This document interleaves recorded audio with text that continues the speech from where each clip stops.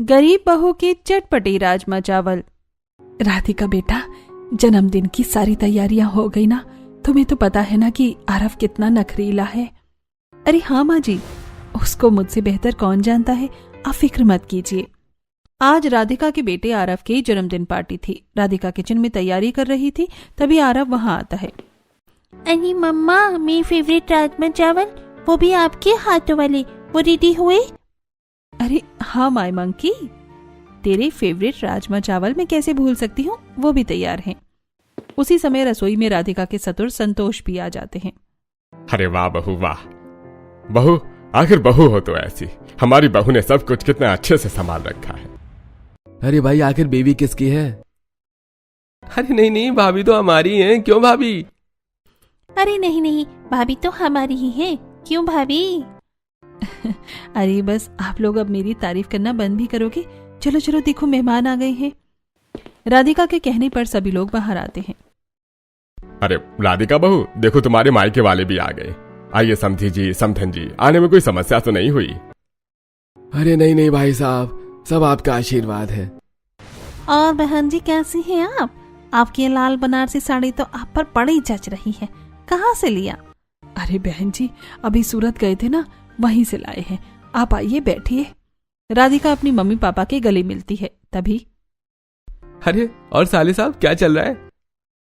बस जीजा जी, आपकी छत्र छाया में हूँ। अरे और राधिका दीदी, जन्मदिन की सारी तैयारियां हो गई ना? हाँ हाँ भाभी। अरे रामू, सब लोगों के लिए ड्रिंक सर्व करो। दोनों परिवार आपस में खुशी से मिल रहे होते हैं। तभी आरव खुश होता हुआ आता है। मम्मी मम्मी, मेरे दोस्त आ गए। अरे मामू मामी, नानू नानी, अब आ गई। मैं कब से आपका वेट कर रहा था।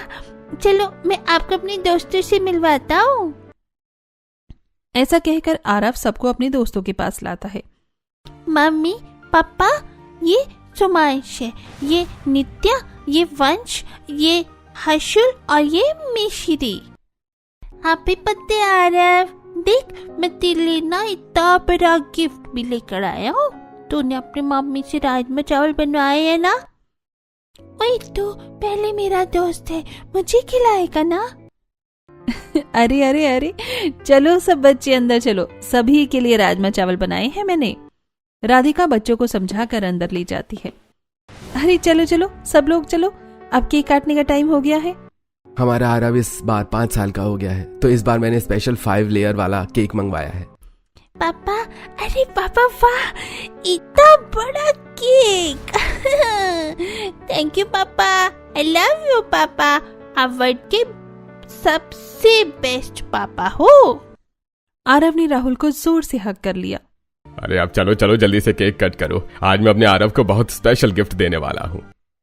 राधिका ने केक के पास जाकर मोमबत्तियां जलाईं। सबने मिलकर हैप्पी बर्थडे टू यू गाना शुरू कर दिया। आरव ने फूंक मारकर सारी मोमबत्तियां बुझा दी। इसके बाद राधिका ने केक का पहला पीस काटकर प्लेट में रखा। चलो बेटा, सबसे पहले अपने दादाजी को खिलाओ। आरव ने प्लेट उठाई और दौड़कर संतोष जी के पास गया। संतोष जी ने केक खाकर अपनी जेब में से एक लिफाफा निकाला। ये लो आरव, तुम्हारे जन्मदिन का तोहफा। पापा जी, इसमें क्या है? ये तो इसमें हमने अपना वो मलाड वाला प्लॉट आरव के नाम कर दिया है। इतना महंगा तोहफा एक बच्चे को जन्मदिन में दे दिया? अरे उनका पोता है ना, उनकी जायदाद है। अच्छा, अगर आज तुमने मेरी बात नहीं मानी तो ध्यान रखना, मैं तुम्हें डिवोर्स दे दूंगी। अरे लेकिन आज तो खुशी का माहौल है, आज रहने देते ना, 1-2 दिन बाद फिर कभी देख लेंगे। अरे तुम समझते नहीं हो, आज जब सब लोग बिजी हैं, कोई ध्यान भी नहीं देगा और तुम्हें ये आज ही करना पड़ेगा। एक तरफ पार्टी का माहौल था, वहीं दूसरी तरफ रोहित और मीनू आपस में फुसफुसा रहे थे। तभी अरे साले साहब, आप लोग क्या बातें कर रहे हो इतना फुसफुसा के? अरे नहीं नहीं जीजा जी, ऐसी कोई बात नहीं है। अरे चलिए सब खाना खाते हैं। डाइनिंग टेबल पर सबसे पहले बच्चों को खाना खिलाया जाता है। राधिका और नौकर खाना सर्व कर रहे होते हैं। मुझे तो बस आंटी के हाथ की राजमा चावल खानी है। हाँ हाँ, मैं भी आंटी के हाथ के राजमा चावल ही खाऊंगी। नित्या और सोमांश की तरह सभी बच्चे राजमा चावल खाते हैं और खुश होकर बोलते हैं, अरे यार आरव, पत्ते मम्मी के हाथ के राजमा चावल तो बहुत टेस्टी लग रहे हैं। अच्छा, तो मैंने तुम्हारे लिए पैक करवा दिए हैं। ये लो तुम्हारे रिटर्न गिफ्ट और ये डिब्बा, इसमें राजमा चावल है घर ले जाने के लिए। सच आंटी, हम घर ले जा सकते हैं? हाँ बच्चों, सच में। रामू, सारे बच्चों को उनके घर पर सेफली छोड़कर आओ। जी मालकिन। रामू सभी बच्चों को लेकर जाता है और पार्टी के बाद डाइनिंग टेबल पर फैमिली के लोग खाना खाने के लिए बैठते हैं। राधिका, तुम्हारे हाथ के राजमा चावल का तो कोई जवाब ही नहीं है। हाँ भाभी, पता है मेरे कॉलेज में भी ना सब लोग आपके हाथ के राजमा चावल की बहुत तारीफ करते हैं। हाँ, मेरे फ्रेंड्स भी आपके राजमा चावल की दीवानी हैं। एक तरफ डाइनिंग टेबल पर सभी खाना खा रहे थे, वहीं दूसरी तरफ रोहित और मीनू अब भी फुसफुसा रहे हैं। उन्हें देखकर, अरे भैया भाभी, आप लोगों की बातें अभी तक खत्म ही नहीं हुई क्या? अरे नहीं, ऐसी बात नहीं है, वो बस कुछ जरूरी बात कर रहे थे। अरे जरूरी बात बाद में करना, पहले खाना खाओ। हाँ, अरे राधिका, मुझे राजमा चावल और दे दो। हाँ जरूर, ये लो। सभी लोग साथ में खाना खाकर पार्टी खत्म होने के बाद घर चले जाते हैं। अगले दिन सुबह सुबह संतोष जी के परिवार के सभी सदस्य हॉल में बैठे होते हैं और राहुल न्यूज़पेपर पढ़ रहा होता है। हे भगवान, ये क्या हो गया? हम लुट गए, हम बर्बाद हो गए। अरे क्या हो गया? इतना हल्ला गुल्ला क्यों मचा रहा है? ऐसा क्या हो गया? पापा, रोहित, धोखा पापा, ये रोहित ने हमारे साथ इतना बड़ा धोखा कर दिया। अरे क्या हो गया? आखिर मेरे भाई ने ऐसा क्या कर दिया? तुम्हारे भाई ने हमें सड़क पर लाके रख दिया। तुम्हें पता है, कल रात को उसने जो हमसे पेपर साइन करवाए थे वो हमारे घर की पावर ऑफ अटॉर्नी के पेपर्स थे। हे भगवान, ये कैसे हुआ? तो क्या हमारा घर व्यापार सब कुछ चला गया? हमारे पास कुछ नहीं बचा। वो तो मुझे वकील को फोन करके पता करना पड़ेगा। राहुल तुरंत अपने वकील को फोन लगाता है। हेलो मिस्टर मल्होत्रा, आप तुरंत घर पर आइए और हाँ, हमारी प्रॉपर्टी के सारे कागजात के अपडेटेड वर्जन लेकर आइएगा। थोड़ी ही देर में वकील एकदम से हांफता हुआ वहां आता है। अरे मिस्टर अग्रवाल, छोटे मालिक के साले ने तो उनके साथ बहुत बड़ा धोखा किया है। हे भगवान, मकान, दुकान और व्यापार सब कुछ अपने नाम करवा लिया। और तो और कल मैंने आरव को जो 2 करोड़ रुपए के मलाड वाले प्लॉट के जो पेपर दिए थे, अरे उसने तो वो भी अपने नाम करवा लिए हैं। लेकिन आखिर ये सब कैसे हुआ? रुकिए पापा, मैं अभी उस एहसान फरामोश को फोन करता हूँ। राहुल तुरंत रोहित को गुस्से में फोन लगाता है। हे रोहित, तेरी हिम्मत कैसे हुई ये सब करने की? रोहित, तूने भाई बहन के रिश्ते के नाम पर कलंक लगा दिया। अरे दीदी, रिश्ते अपनी जगह होते हैं और पैसा अपनी जगह पर होता है। लाओ तुम मुझे फोन दो, मैं बात करूंगी। हाँ दीदी, मतलब आप क्या चाहती हो कि मेरा पति पार्टनरशिप में आपके पति के साथ काम करे और आप लोग रोजाना रबड़ी खाओ और हम लोग ये सूखी रोटी? हम इतने भी बेवकूफ नहीं हैं दीदी। अगर आप बनिया हो तो हम भी बनिया ही हैं। लेकिन आप लोगों ने आखिर ये सब किया कैसे? पिछली रात पार्टी के दौरान जब सब लोग केक काटने में बिजी थे, तब रोहित और मीनू राहुल और संतोष जी के पास गए थे। जीजा जी, पापा जी, वो एक छोटा सा पेपर था ऑफिस का, एक इमरजेंसी डॉक्यूमेंट था। आप लोग जल्दी से साइन कर दीजिए, मुझे आज ही फाइल जमा करनी है। अरे इसमें क्या है, दे दो, साइन कर देता हूँ। राहुल और संतोष जी ने बिना पढ़े ही पेपर पर साइन कर दिए और वो पावर ऑफ अटॉर्नी के पेपर थे। जीजा जी आप लोगों ने खुद अपने हाथों से सब कुछ हमें दे दिया। लेकिन मैंने तो कल ही मलाड वाला प्लॉट आरव के नाम किया था, वो तुमने कैसे अपने नाम कर लिया? संतोष जी की बात सुनकर मीनू फिर से हंसने लगती है। उसी रात जब संतोष जी ने आरव को प्लॉट के कागज दिए थे, तब मीनू सब ध्यान से देख रही थी। अच्छा, तो ये प्लॉट आरव के नाम हुआ है। जैसे ही पार्टी खत्म हुई, मीनू ने तुरंत अपने वकील को फोन लगाया। हेलो वकील साहब, तुरंत कुछ नए पेपर तैयार कीजिए। अभी अभी एक प्रॉपर्टी के पेपर मिले हैं, उन्हें ट्रांसफर करना है। अगले ही पल उसने चालाकी से वही पेपर भी रोहित से साइन करवा लिए। अब वो मलाड वाला प्लॉट आरव का नहीं, मेरे होने वाले बच्चे का होगा। मीनू, रोहित, तुम जैसे कलंकित भाई भाभी किसी को ना मिले। मुझे नहीं चाहिए ऐसा भाई और ऐसे रिश्ते।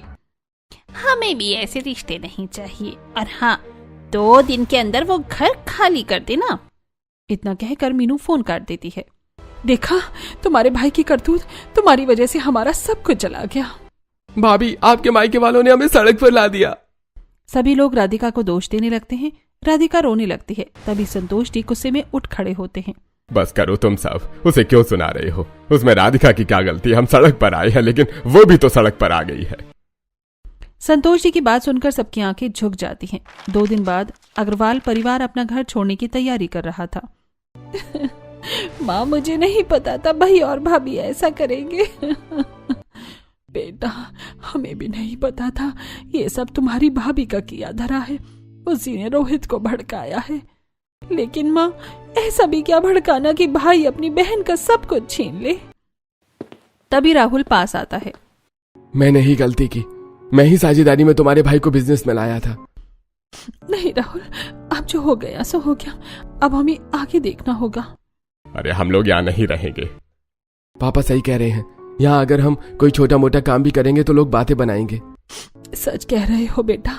अपने ही शहर में ऐसी जिंदगी जीना भिखारियों से भी ज्यादा जिल्लत भरा होगा। तो फिर हम लोग कहीं और चलते हैं, किसी दूसरे शहर या गांव में। सबने मिलकर फैसला कर लिया कि वो इस शहर को छोड़ देंगे। थोड़ी ही देर में सभी लोग बस अड्डे पर ही पहुंच जाते हैं। मम्मा, हम सब कहाँ जा रही है? बेटा, हम एक नए घर जा रहे हैं। सभी लोग बस में बैठ जाते हैं। बस धीरे धीरे शहर से बाहर निकल जाती है। कई घंटों के सफर के बाद बस एक छोटे से कस्बे में रुकती है। पापा, यही जगह ठीक लग रही है। हाँ बेटा, अब यहीं से नई शुरुआत करेंगे। थोड़ी देर बाद उन्हें एक छोटा सा मकान मिल जाता है। देखिए, अगर छोटा है लेकिन साफ सुथरा है। किराया 2000 रुपए महीने है और 2000 रुपए एडवांस देना पड़ेगा। हमारे पास कुल 10,000 रुपए बचे हैं। ये लीजिए 2,000 रुपए एडवांस किराया। ठीक है, आज से ये घर आपका। अग्रवाल परिवार अब उस छोटे से किराए के घर में रहने लगता है। उसी शाम को सब लोग फर्श पर बैठे थे। घर तो मिल गया, लेकिन अब हम करेंगे क्या? भैया आप चिंता मत करो, मैं भी काम करूंगा। अब मैं भी, हम सब मिलकर घर चलाएंगे। सभी लोग बातें कर रहे होते हैं। तभी अचानक संतोष जी को सीने में दर्द होने लगता है। अरे मेरा सीना। अरे क्या हुआ आपको? सभी लोग घबरा जाते हैं और तुरंत उन्हें सरकारी अस्पताल ले जाते हैं। उन्हें एडमिट किया जाता है, जिसके बाद डॉक्टर बाहर आते हैं। इन्हें माइल्ड हार्ट अटैक आया था। इन्हें किसी बात का स्ट्रेस है क्या? जी डॉक्टर साहब, लेकिन अब पापा जी ठीक हो जाएंगे ना? हाँ, लेकिन इन्हें अब आराम की बहुत जरूरत है। आप इन्हें घर ले जा सकते हैं। सभी लोग संतोष जी को घर लाते हैं। अगले दिन सुबह सुबह राहुल नौकरी ढूंढने के लिए जाने को तैयार होता है। आज शायद कहीं ना कहीं कोई काम मिल ही जाए। आप चिंता मत करो, जो होगा अच्छा ही होगा। राहुल नौकरी की तलाश में निकल जाता है, लेकिन उसकी एमबीए की डिग्री लायक वहां कोई बड़ी कंपनी ही नहीं थी।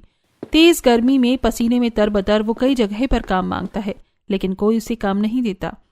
वहीं घर पर नेहा और राधिका बात कर रही हैं। देखो भाभी, हमारे पास जो थोड़े पैसे बचे थे उसी में हमें गुजारा करना चाहिए। तो ऐसा करते हैं, हम लोग केवल जरूरी चीजें ही खरीदते हैं। जो पैसे हैं उनसे आटा, दाल, थोड़ा तेल, नमक और मिर्च ले आते हैं। बाकी सब्जी के लिए थोड़ा पैसा बचा लेते हैं और अरव के लिए और चाय के लिए थोड़ा दूध भी ले लिया करेंगे। अगले कुछ दिनों सादा राशन से ही सभी गुजारा करते हैं। राहुल काम की उम्मीद लेकर घर से निकलता है और शाम को निराश लौट कर आता है। आ गए आप? हाँ, लेकिन आज भी कुछ नहीं मिला। सुबह से 5 जगह गया। कहीं कहते हैं ओवर क्वालिफाइड हो, कहीं कहते हैं अभी वैकेंसी नहीं है। आप चिंता मत करो, कोई ना कोई रास्ता जरूर दिखेगा। राधिका और राहुल आपस में बातें कर रहे होते हैं। तभी नेहा बाहर से आती है। अरे नेहा, कहाँ गई थी? भैया, आज एक अच्छी खबर है। मुझे कुछ बच्चे मिले हैं पढ़ाने के लिए, लेकिन ज्यादा नहीं, सिर्फ 3-4 बच्चे हैं और वो 200-300 रुपए ही दे पाएंगे। मतलब महीने की मुश्किल से 1,000-1,500 रुपए। लेकिन इतने में तो किराया भी पूरा नहीं होगा। तुम चिंता मत करो, मैं कोई ना कोई काम ढूंढता हूँ, तुम खाना लगाओ। सभी लोग आपस में बातें करके खाना खाने के लिए बैठते हैं। राधिका खाना परोसती है, तभी यार अब गुस्सा हो जाता है। मैं ये खाना नहीं खाऊंगा। क्यों बेटा, क्या हुआ? अब रोज वही दाल रोटी बना देती हो, और तो और इस घर में ना एसी है, ना टीवी है, ना खिलौने। मुझे यहाँ नहीं रहना। अरे मेरा बेटा, जब फैमिली पर प्रॉब्लम आती है सभी मिलकर साथ देते हैं ना। नहीं, मुझे कुछ नहीं पता। मुझे ये नहीं खाना, नहीं यहाँ रहना है। पहले कितना मजा आता था ना। मैं आपके हाथ के बने हुए राजमा चावल खाता था और सोफे पर बैठकर एसी चलाता था। टीवी में मैं डोरेमोन देखता था। मम्मी, हमें अपनी वो जिंदगी कब वापस मिलेगी? हाँ बेटा, देखना तुम्हारे मम्मी पापा तुम्हारे लिए वो वाली जिंदगी फिर लेकर आएंगे। अच्छा चलो बताओ, राजा बेटा को क्या खाना है? मुझे राजमा चावल खाने हैं मम्मी वाली। लेकिन राजमा बहुत महंगा आता है, 150-200 रुपए किलो, और एक बार राजमा चावल के खर्च में 3 दिन का साधारण खाना बन सकता है। उसके बाद दिन भी राहुल कई जगह पर बात करने जाता है, लेकिन बात नहीं बनती। मैं क्या करूं राधिका, मैंने बहुत जगह कोशिश की लेकिन कहीं भी काम नहीं मिला। राहुल कुछ सोच ही रहा होता है, तभी उसे एक विचार आता है। मिल गया है मुझे आइडिया। कैसा आइडिया बेटा? काम करने का पापा, हम अपने राजमा चावल क्यों नहीं बनाकर बेच सकते? राधिका के राजमा चावल का ठेला। हाँ भाभी, मेरी सहेलियों को भी आपके हाथ की राजमा चावल बहुत पसंद है। तो क्यों ना हम राजमा चावल का काम करें? आजकल फूड कार्ट बहुत चलता है। लेकिन अच्छा लगेगा क्या कि घर की बहू इस तरीके से काम करेगी? अच्छा क्या बुरा क्या, जब घर के ऊपर मुसीबत आई तो साथ में मिलकर काम करना ही पड़ेगा। और जब बहू के राजमा चावल की वजह से हमारी जिंदगी बन सकती है तो हम काम क्यों ना करें। राधिका और राहुल चिंता से अपने पुराने दोस्तों को फोन करते हैं। हेलो नीतू, मुझे कुछ पैसों की जरूरत है, हेल्प करेगी क्या? अरे नहीं नहीं, तुम तो बिल्कुल कंगाल हो गए हो, मेरे पास पैसे नहीं हैं। हेलो मीता, मुझे कुछ पैसों की जरूरत है, मेरी हेल्प करेगी क्या? अरे नहीं यार, मेरे पास कोई पैसे नहीं हैं। हेलो यार करण, कुछ पैसों की जरूरत है। अरे नहीं नहीं भाई, मैं तो खुद परेशान हूँ।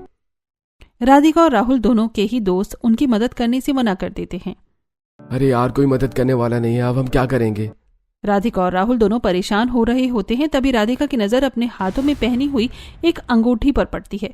उसे उतारते हुए वो मुस्कुराती है। देखो जी, ये है हमारी समस्या का समाधान। अरे नहीं नहीं, तुम्हारे पास तो अब एक ये अंगूठी बची है, ये भी मैं कैसे जाने दूं? अरे नहीं नहीं, इसे हम गिरवी रखेंगे, अगर भगवान ने चाहा तो हम ऐसी 10 अंगूठियां बनवा लेंगे। तुमने सोच लिया है ना? हाँ, अच्छी तरीके से। उसके बाद घरवालों की रजामंदी से राधिका और राहुल सुनार के पास जाते हैं। भैया, हमें ये अंगूठी गिरवी रखनी है। देखिए, इसकी कीमत कुछ 30,000 रुपए होगी। मैं आपको इसके 1/3 यानी 10,000 रुपए दूंगा और 2 महीने बाद आपको 15,000 रुपए देकर ये ले जानी होगी। हाँ ठीक है। राहुल और राधिका अंगूठी गिरवी रखकर 10,000 रुपए लेकर आते हैं और रास्ते में योजना बनाते हैं। इन 10,000 रुपए में राजमा चावल, बड़े भगोने और एक चूल्हा और एक सिलेंडर खरीद लेते हैं। लेकिन युद्ध की वजह से तो ये एलपीजी बहुत महंगी हो गई है। एक काम करते हैं, घर में चूल्हा ही बनाएंगे। नहीं, सिलेंडर खरीदेंगे तो वो हमारी इन्वेस्टमेंट होगी। चूल्हे में धुआं, ईंधन और मेहनत बहुत लगेगी। एक सिलेंडर ही खरीद लेते हैं। ठीक है, जैसा तुम कहो। इसके बाद राहुल और राधिका बाजार से सारा सामान खरीद कर घर लौटते हैं। आ गए तुम लोग, ले आए सारा सामान? जी मम्मी। लेकिन बेटा, बेचोगे कैसे? ठेले पर पापा जी, हमने आते समय किराए पर एक ठेला भी खरीदा है, उसी पर हम बेचने जाएंगे। लाइए भाभी, मैं राजमा भिगो देती हूँ। हाँ बेटा, लाओ, चावल मुझे दे दो, मैं उन्हें साफ कर देती हूँ। तब तक मैं ठेला तैयार कर लेता हूँ। राधिका सबसे पहले राजमा को भगोने में उबालने लगती है। साथ में थोड़ा नमक, तेजपत्ता, काली इलायची, लौंग डालकर पकाती है। विमला जी बीच बीच में चेक करती हैं। राधिका बेटा, देखना जरा, ये गल गया? जी मामी जी, बस इसका तड़का ही तैयार कर रही हूँ मैं। राधिका बड़े भगोने में 4-5 बड़े चम्मच तेल डालकर उसमें जीरा, आधा चम्मच हींग, 2-3 सूखी लाल मिर्च पकाती है। फिर बारीक कटे प्याज डालकर सुनहरा भूनती है। फिर अदरक लहसुन का पेस्ट और टमाटर डालकर तेल अलग होने तक पकाती है। फिर हल्दी, लाल मिर्च, धनिया पाउडर, गरम मसाला, नमक डालकर उसे भूनती है। भाभी, अब उबले राजमा डाल देते हैं। हाँ, लेकिन पहले उसे गाढ़ा करने के लिए थोड़ा मैश कर दो, ताकि 10-15 मिनट पकने से ग्रेवी गाढ़ी हो जाए। और आखिर में कसूरी मेथी और थोड़ा घी डालकर फ्लेवर बढ़ा देंगे। अरे वाह, आखिर तैयार हो ही गए हमारी गरीब बहू के चटपटे राजमा चावल। जी पापा जी। देखो, मैंने भी ठेला तैयार कर लिया। विवेक, चला मेरी मदद कर और ये सारे भगोने ठेले पर रखवा दे। जी भैया, चलिए। हाँ जी, अब ठेले पर पहले ये बड़े भगोने में राजमा रखने के लिए गैस स्टोव और सिलेंडर कनेक्ट करो। एक तरफ चावल का बर्तन रखो और दूसरी तरफ प्लेट्स, चम्मच, पानी की बोतलें, नींबू और कटा हुआ प्याज रखो। ठीक है। पूरे परिवार की मेहनत से ठेला बिल्कुल तैयार था। राधिका ने चावल भी जीरा का तड़का लगाकर बना लिए। बाद में सब कुछ ठेले पर लोड किया। बस अब तैयार है हमारा ठेला, गरीब बहू के हाथों के चटपटे राजमा चावल। राहुल और राधिका अपना ठेला तैयार करके राजमा चावल बेचने के लिए निकल पड़े। लो जी लो, राजमा चावल गरम गरम, तीखे मीठे स्वाद में लाजवाब राजमा चावल। आइए जी, एक प्लेट ट्राई करिए, बस 30 रुपए में भरपेट राजमा चावल। राहुल और राधिका दोनों ने दिन भर घूम घूम कर राजमा चावल बेचने की कोशिश की, लेकिन उनकी सिर्फ 2-3 प्लेट ही बिकी। शाम को थक कर दोनों घर लौटे। ए जी, आज तो बस 3 प्लेट ही बिकी। कोई बात नहीं, कल फिर कोशिश करेंगे। राधिका और राहुल बचा हुआ राजमा चावल गरीब बच्चों में बांटकर बाकी का घर ले आए। अगले दिन उन्होंने फिर से ठेला लगाया। चलते चलते बेचते रहे, लेकिन बिक्री नामात्र की हुई। थकान से तीसरे दिन उनका चलना मुश्किल हो रहा था। आज तो चल ही नहीं पा रहे हैं, हमें आदत नहीं है ना, आज कैसे जाएंगे? अरे तुम लोग पैदल क्यों बेचते हो? याद करो, पहले हम बाहर स्ट्रीट फूड खाने जाते थे, लाइन लगी रहती थी। कोई अच्छी जगह ढूंढो जहाँ भीड़ हो। हाँ, बस स्टैंड के पास तो बहुत लोग आते हैं, वहाँ स्ट्रीट कार्ट्स की लाइन लगती है, वहाँ ट्राई करो। हाँ भैया, वहाँ ढेर सारे ठेले लगे रहते हैं। अगले दिन राहुल, राधिका और विवेक ने बस स्टैंड पर अपना ठेला लगाया। थोड़ी देर में बिक्री होना भी शुरू हुई और शाम तक सब कुछ बेचकर वो खुशी खुशी घर लौटे। अरे वाह, आज तो ठिकाना मिल गया।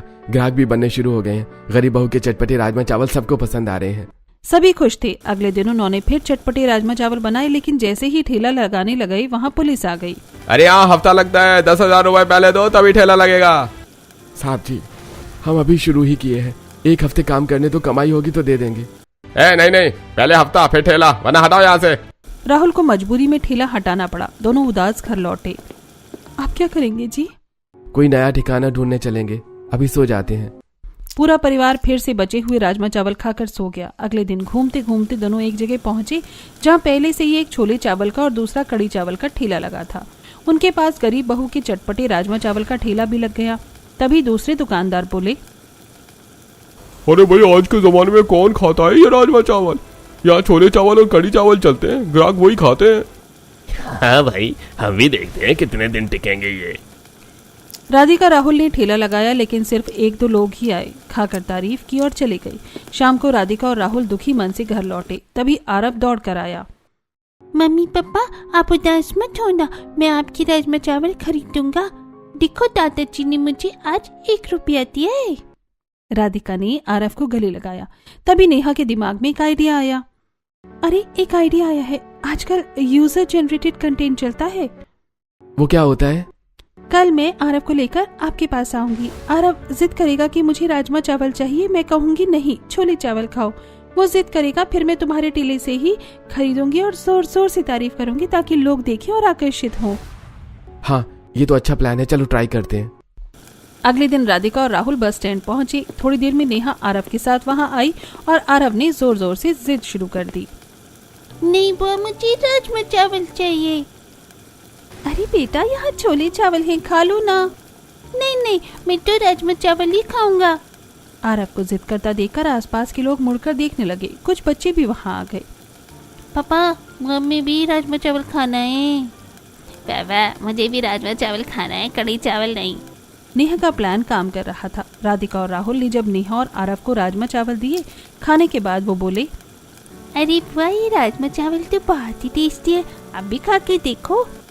हाँ आरव, ऐसे राजमा चावल तो आज तक मैंने कभी नहीं खाए। आज के बाद हम रोजाना राजमा चावल ही खाएंगे। नेहा और आरव जोर जोर से राजमा चावल की तारीफ कर रहे थे। तभी आसपास की भीड़ ने उनकी तारीफ सुनी और वो भी राजमा चावल खरीदने आने लगे। धीरे धीरे भीड़ बढ़ने लगी और लोग स्वाद की तारीफ करने लगे। अरे वाह, कितने चटपटे हैं, ये तो कमाल है। अरे भाई, सच में इतने दिन बाद असली राजमा चावल खाया है। उस दिन उनकी अच्छी बिक्री हुई। अगले कुछ दिनों में ग्राहक बढ़ते रहे। बच्चे बूढ़े सब राजमा चावल के दीवाने हो गए। 4-6 दिनों में चटपटे राजमा चावल का ठेला हमेशा भीड़ से घिरा रहता। 1 महीने बाद बाकी दुकानदार गुस्से में आ गए। अरे, जब से तुम लोगों का ठेला यहाँ पर आया है, तब से हमारे ठेले की भीड़ खत्म हो गई है। हाँ, हमारी बिक्री अभी आधी भी नहीं रह गई है, तुम्हारे इस गरीब बहू के चटपटे राजमा चावल की वजह से। देखिए भाई साहब, हमें माफ कर दीजिए, हम अपना ठेला यहाँ से ले जाएंगे। हाँ, हम यहाँ से चले जाएंगे और आप चाहो तो मैं आपको राजमा चावल की रेसिपी भी बता जाऊंगी ताकि आप भी राजमा चावल बेच पाओ। आप लोगों का बहुत बहुत धन्यवाद। वो दरअसल हमारा धंधा कम हो गया था, इसलिए हमें गुस्सा आ गया था, हमें माफ कर दीजिए। पूरे 1 महीने काम करने के बाद राधिका और राहुल के पास अच्छे खासे पैसे थे, जिनसे उन्होंने अपने घर के पास ही एक दुकान खरीदी। उस दुकान में ही पूरा परिवार मिलकर राजमा चावल बनाने लगा। 6 महीने तक दुकान को अच्छे से जमाने के बाद उन्होंने आगे की सोची। अब हमारे पास काफी पैसे हैं, तो अब हमें अपने हक के लिए लड़ना पड़ेगा। हाँ, हमें अब अपने शहर वापस चलना चाहिए। अरे तो बस अब तैयार हो जाओ, अपना सब कुछ जो छीन लिया गया था उसे वापस पाने के लिए। राधिका का पूरा परिवार वापस अपने शहर लौटता है, जहां जाकर वो कोर्ट में केस दर्ज करते हैं। तहकीकात के बाद रोहित की चोरी पकड़ी जाती है। उसने धोखे से साइन करके सब कुछ अपने नाम करवा लिया था। रोहित केस हार जाता है और उसे सजा और जुर्माना भरना पड़ता है। संतोष जी को उनका सब कुछ वापस मिल जाता है, जिसके बाद फिर से आरव की बर्थडे पार्टी मनाई जाती है। अरे वाह मम्मी पापा, आपने मेरा सपना पूरा कर दिया। हम फिर से अपने घर में मेरा बर्थडे मना रहे हैं। आज आरव का जन्मदिन है, लेकिन मैं अपनी बहू को एक तोहफा देना चाहता हूँ। ये लो राधिका बेटा, मैंने तुम्हारे लिए एक रेस्टोरेंट खुलवाया है। हमारी गरीब बहू के चटपटे राजमा चावल ने मुसीबत में हमारी मदद की, और अब ये चटपटे राजमा चावल इस शहर के सबसे फेमस ब्रेकफास्ट रेसिपी बनेंगे। थैंक यू पापा जी।